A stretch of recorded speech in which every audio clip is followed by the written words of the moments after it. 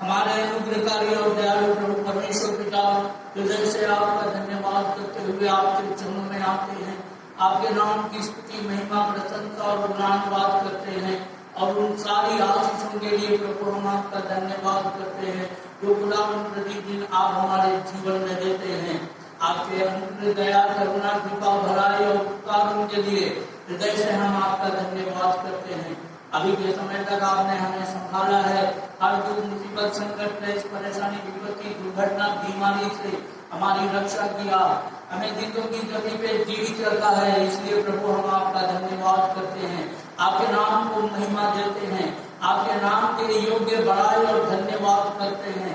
सर्वशक्तिमान, सामर्थी, अनुग्रहकारी, दयालु और प्रेमी परमेश्वर, आपका धन्यवाद, धन्यवाद, धन्यवाद और आपका धन्यवाद। आपके नाम को महिमा देते हैं, आपकी स्तुति, महिमा, प्रशंसा और गुणानुवाद करते हैं, आपके नाम को महिमा देते हैं।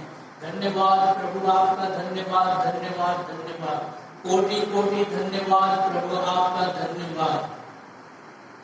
धन्यवाद के साथ स्तुति गाऊंगा,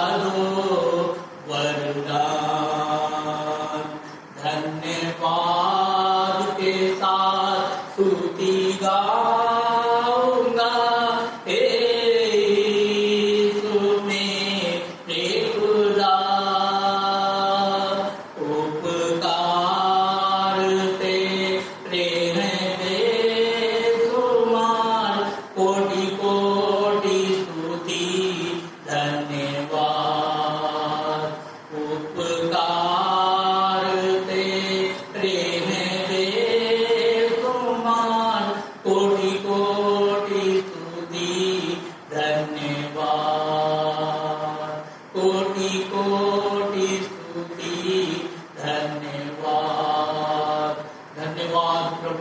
परमेश्वर पिता, धन्यवाद करते हैं प्रभु, आपका धन्यवाद, स्तुति, महिमा, प्रशंसा और गुणानुवाद हो।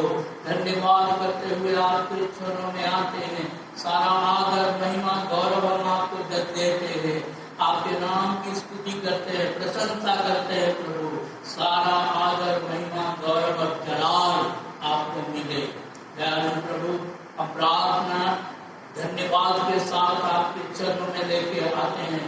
आज के इस प्रोग्राम को प्रभु हम आपके हाथ में सौंपते हैं और प्रभु आपसे प्रार्थना करते हैं, हमें सब प्रकार की बुद्धिमत्ता और प्रभु आपकी योग्यता प्रदान कीजिए प्रभु, आपकी स्तुति करने के लिए, आपकी महिमा गाने के लिए, आपके वचन की मनादी करने के लिए प्रभु परमेश्वर अपने दास को प्रभु इस्तेमाल कीजिए प्रभु, पवित्र आत्मा का अभिषेक और मस्ता दीजिए प्रभु। धन्यवाद धन्यवाद धन्यवाद प्रभु, आपका धन्यवाद। सारे सुनने वाले और देखने वाले प्रिय भाई बहनों को प्रभु हम आपका धन्यवाद करते हैं। आप उनको अनुग्रह कीजिए, उन्हें सुनने के कान, समझ की आत्मा और चलने की सामर्थ प्रदान कीजिए। अभिषेक मुझे दे करके प्रभु आपके नाम के महिमा के लिए इस्तेमाल कीजिए। धन्यवाद प्रभु, आपका धन्यवाद, यीशु के नाम में मांगते हैं, आमीन।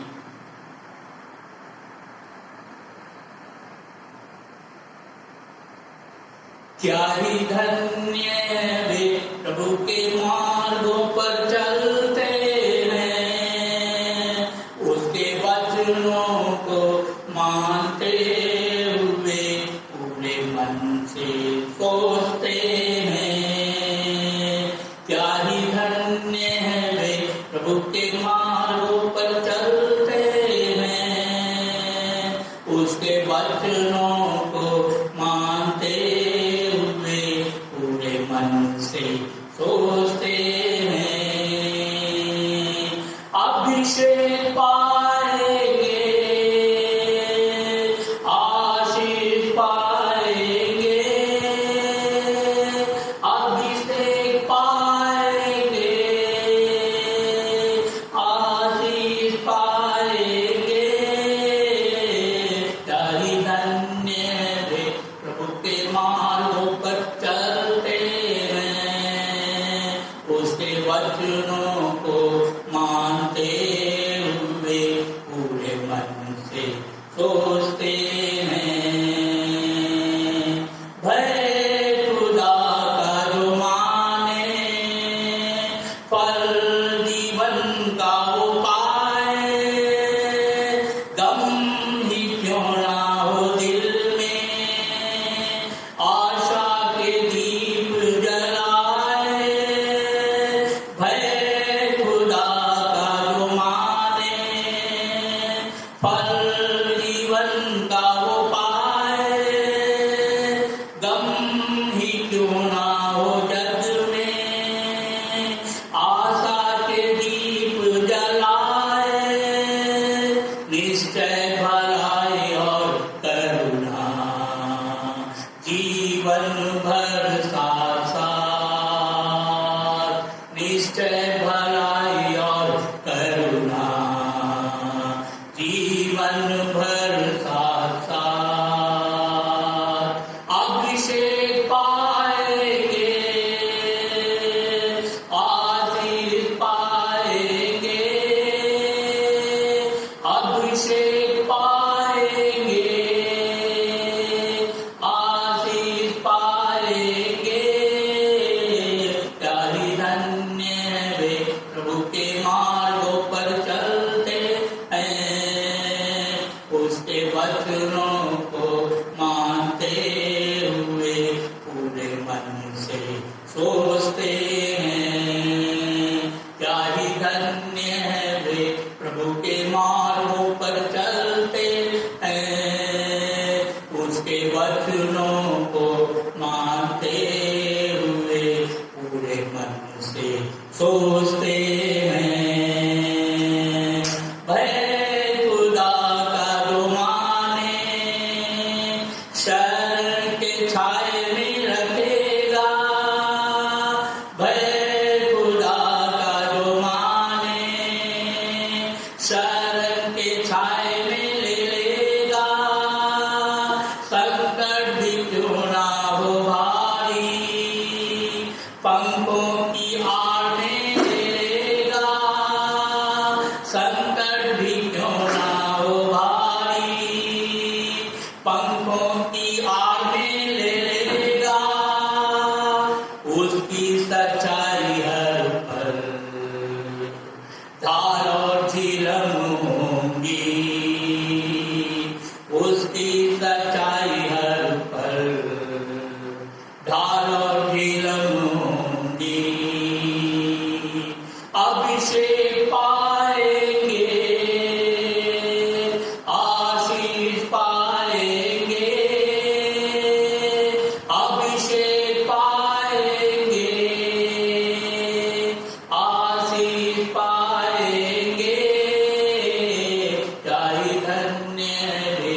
प्रभु के मार्गों पर चलते हैं, उसके वचनों को मानते हुए पूरे मन से सोचते हैं, पूरे मन से सोचते हैं।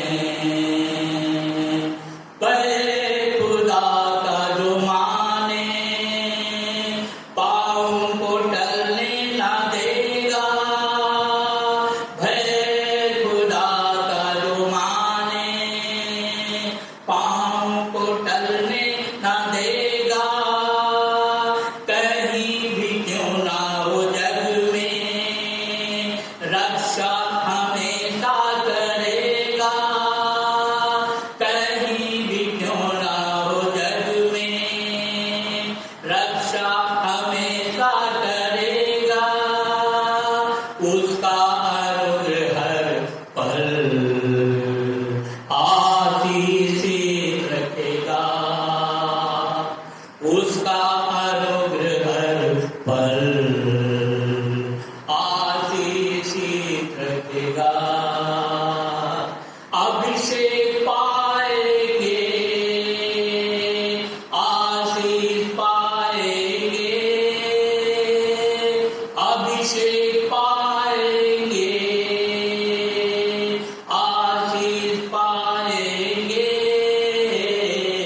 क्या ही धन्य है वे प्रभु के मार्गों पर चलते हैं, उसके वचनों को मानते हुए पूरे मन से खोजते हैं, पूरे मन से खोजते हैं, पूरे मन से खोजते हैं।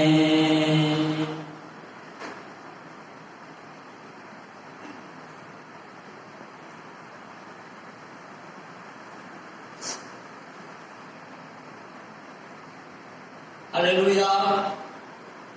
सभी दर्शकों और श्रोताओं को प्रभु यीशु मसीह के मधुर नाम में अभिवादन, नमस्कार, जय मसीह की। हम प्रभु का धन्यवाद करते हैं इस प्रोग्राम को करने के लिए प्रभु ने अनुग्रह किया है, और इसके द्वारा प्रियो आपके जीवन में प्रभु की आशीषों को पहुंचाने के लिए प्रभु ने मुझे सब प्रकार की योग्यता दिया है, इसलिए प्रभु का धन्यवाद करता हूँ। आज हम प्रभु के वचन में से देखेंगे उत्पत्ति की पुस्तक और उसका 28 अध्याय 16 और उसका 17 वचन। यहाँ लिखा है, तब अय्यूब जाग उठा, तब याकूब जाग उठा और कहने लगा, निश्चय इस स्थान में यहोवा है, और मैं इस बात को ना जानता था। और भय खाकर उसने कहा, यह स्वप्न क्या ही भयानक है, यह तो परमेश्वर के भवन को छोड़ और कुछ नहीं हो सकता, वरन यह स्वर्ग का फाटक भी है। उसने उस स्थान का नाम बेतेल रखा। यहाँ पर याकूब के बारे में हम पढ़ते हैं। याकूब अपने पिता के घर कनान देश से मामा के घर हरान की ओर जा रहा है, और रास्ते में शाम हो जाने के कारण वो लूज नाम नगर में मैदान में एक पत्थर को अपने सिर के नीचे रखकर सो गया। अब जब वो सो गया तो उसने एक दर्शन पाया, और उस दर्शन में ये था कि उसके सिराने से अर्थात उस पत्थर से एक सीढ़ी लगी हुई है स्वर्ग तक, और स्वर्गदूत उसमें आ रहे जा रहे और उतर रहे चढ़ रहे, और सीढ़ी के ऊपरी सिरे में परमेश्वर वहां खड़ा है, और परमेश्वर उससे करता है। परमेश्वर ने याकूब से बातें करते हुए 8 प्रतिज्ञाएं परमेश्वर ने याकूब को दिया।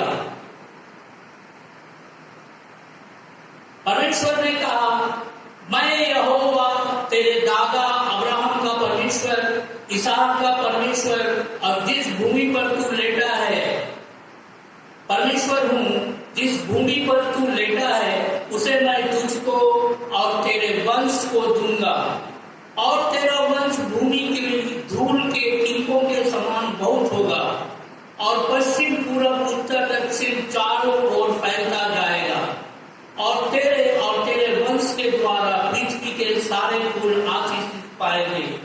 और सुन, मैं तेरे संग रहूंगा, और जहां कहीं तू जाए वहां तेरी रक्षा करूंगा, और तुझे इस देश में लौटा ले आऊंगा।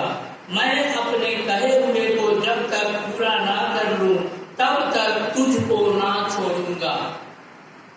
परमेश्वर ने याकूब से वहां पर 8 वाचाएं बांधता है और प्रतिज्ञा देता है।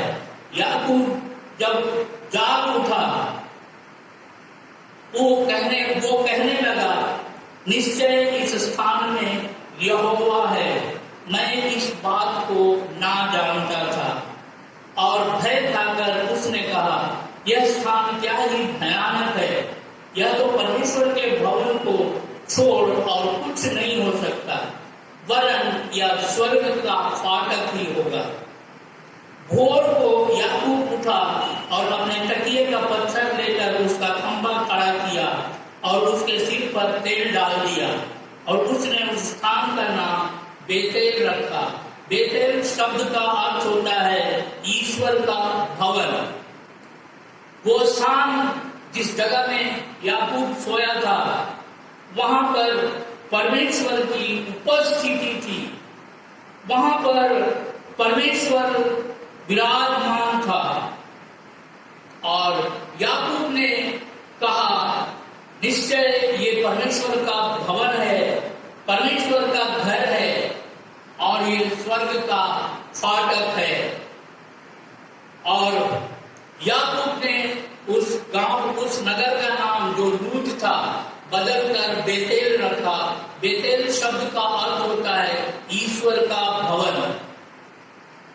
सबसे पहली घोषणा याकूब के द्वारा उस स्थान पर परमेश्वर का भवन होने के लिए याकूब ने घोषणा किया। लगभग 1600 वर्षों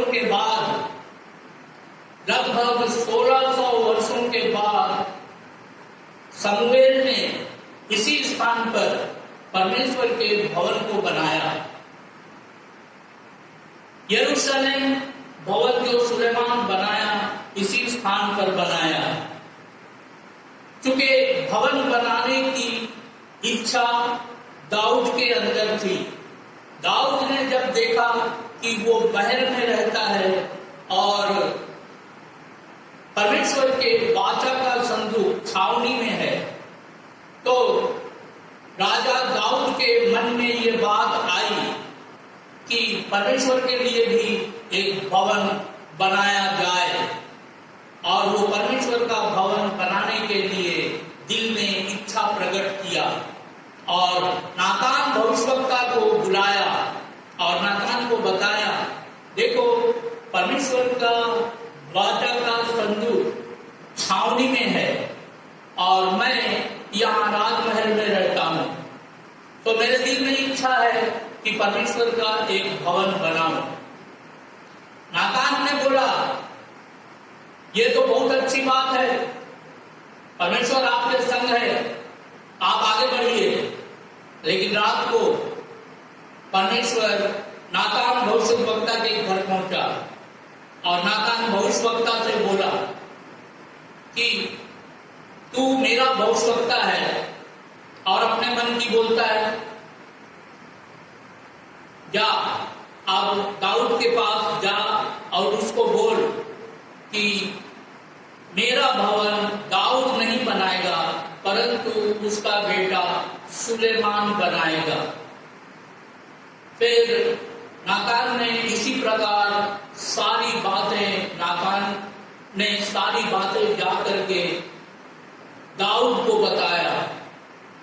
और बाद में सुलेमान जब राजा हुआ, दाऊद के मर जाने के उपरांत सुलेमान जब राजा हुआ, उसने परमेश्वर के भवन को बनाया और इस भवन में परमेश्वर के वचन के अनुसार और व्यवस्था के अनुसार वहां पर आराधना, प्रार्थना, सेवा, उपासना सब शुरू हो गया, बलिदान शुरू हो गए। और जैसे मिलाप वाले तंबू में परमेश्वर की आराधना हुआ करती थी, वैसे ही परमेश्वर के भवन में भी आराधनाएं होना शुरू हो गया। यदि सुलेमान ने परमेश्वर के भवन को बनाया और उसकी प्रतिष्ठा किया। बीसी 606 में नबूकदनेस्सर राजा यहूदा पर चढ़ाई किया और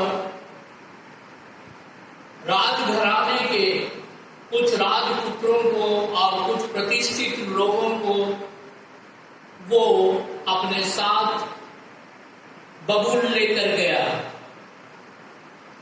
दूसरी उसी में दानियेल, शद्रक, मेशक, अबेदनगो ये लोग भी थे।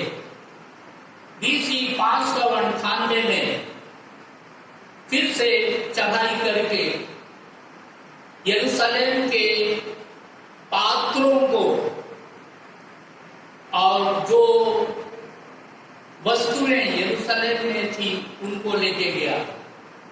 बीसी 586 में तीसरी बार फिर से यहूदा पर चढ़ाई किया और इस यरूशलेम भवन को जला दिया, नष्ट कर दिया।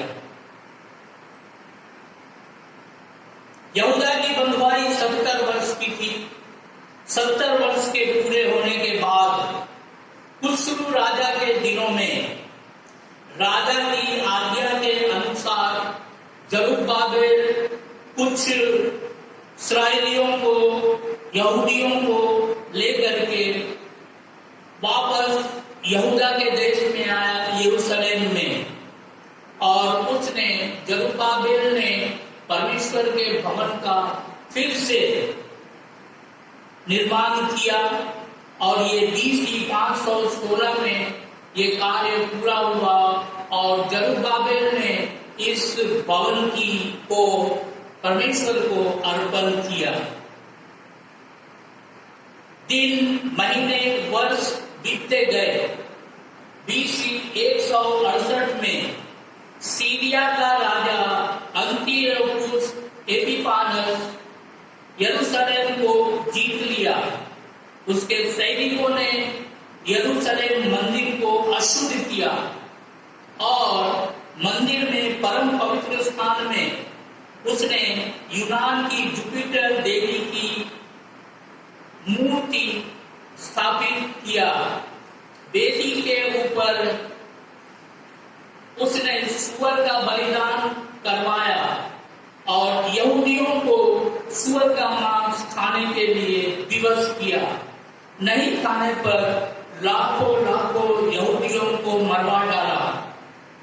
वापिस सीरिया जाने के समय उसने मंदिर को नष्ट कर दिया।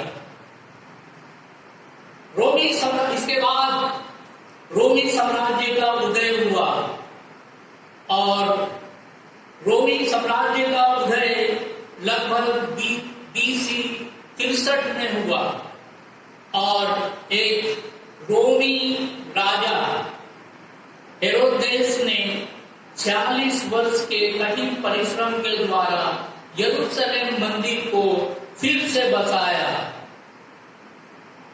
बनवाया और वहां यहूदियों की रीति के अनुसार सब आराधना, प्रार्थना, सेवा, उपासना फिर से चलना आरंभ हो गया। प्रभु यीशु मसीह के दिनों में यही यरूशलेम था और एक दिन जब प्रभु यीशु मसीह चेलों के साथ यरूशलेम मंदिर से बाहर निकल रहे थे, उस समय में चेलों ने उस मंदिर की बनावट और उसके श्रृंगार को देखते हुए प्रभु से कहा, प्रभु देखो ये कितना सुंदर और कितना आकर्षक मंदिर है।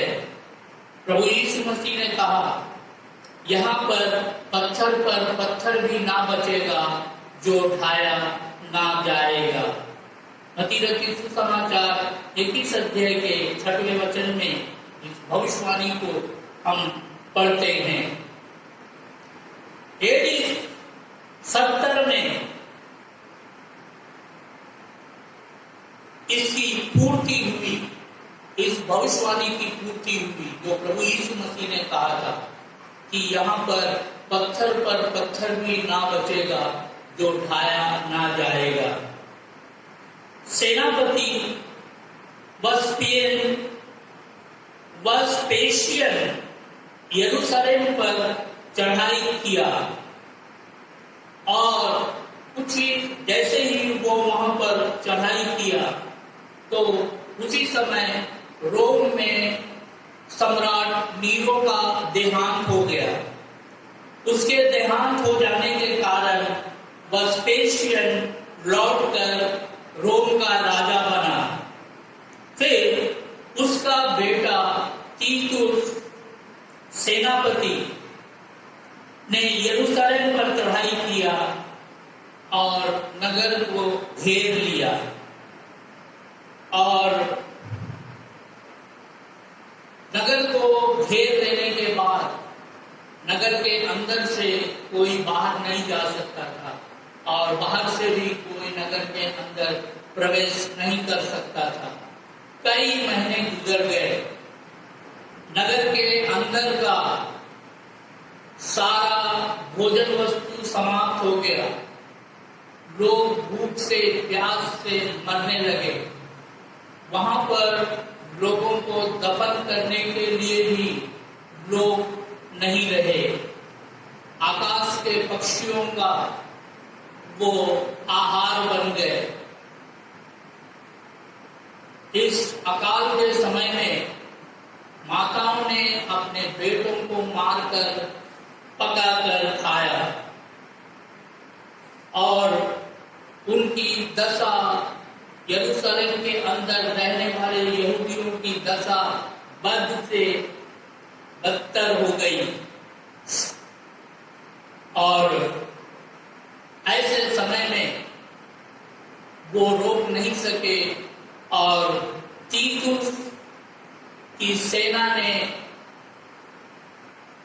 यरूशलेम में प्रवेश कर लिया और उसको जीत लिया।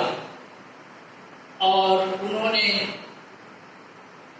हालांकि तीतुस ये नहीं चाहता था कि यरूशलेम भवन को जला दे, परंतु उसको वो एक स्मारक के रूप में रखना चाहता था। लेकिन एक सैनिक जिसको इस बात का पता नहीं था, उसने यरूशलेम मंदिर के ऊपर आग का एक गोला फेंक दिया और यरूशलेम भवन जलकर नष्ट हो गया। यरूशलेम भवन के अंदर यहाँ वहाँ सोने के श्रृंगार बनाए हुए आभूषण लगे हुए थे और उस आग में वो जलकर पिघलने लगे और पिघलकर पत्थर की दीवारों की दरार में पिघलकर घुस गए। इन्होंने उन सोना को निकालने के लिए हाथी जुटवाकर उसके बुनियाद फाउंडेशन तक उखाड़ डाला। उन्होंने सोचा इनका खजाना जमीन के अंदर होगा। ये सोचकर उन्होंने पूरे बुनियाद तक इसको उखाड़ दिया। सन 70 में मंदिर और आराधना नष्ट हो गया। AD 70 में सेनापति तीतुस ने और उसके नेतृत्व में आई हुई सेना द्वारा यरूशलेम मंदिर पूरी तौर से नष्ट किया गया। 10 लाख यहूदी मार डाले गए। 97,000 यहूदी बंदी बनाकर रोम ले गए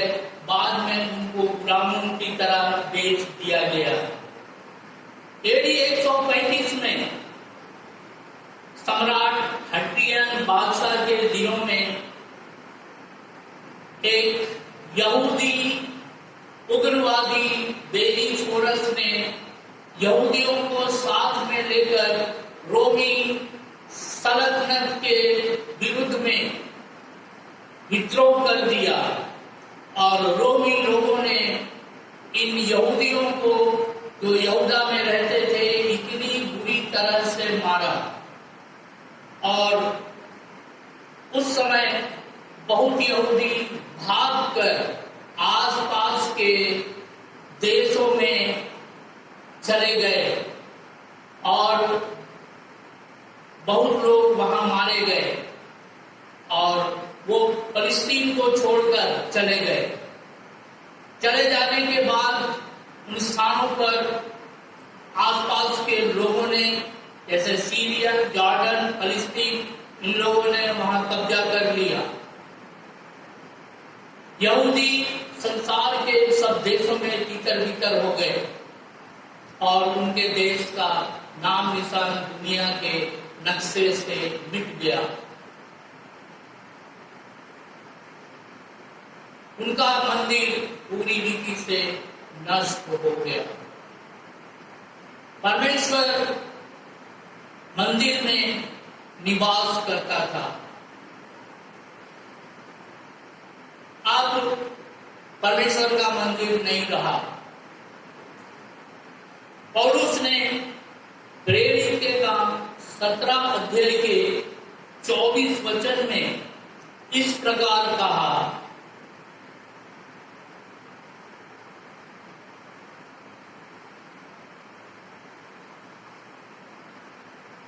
प्रेरित के काम 17 अध्याय और उसके 24 वचन में पौलुस प्रेरित ने कहा,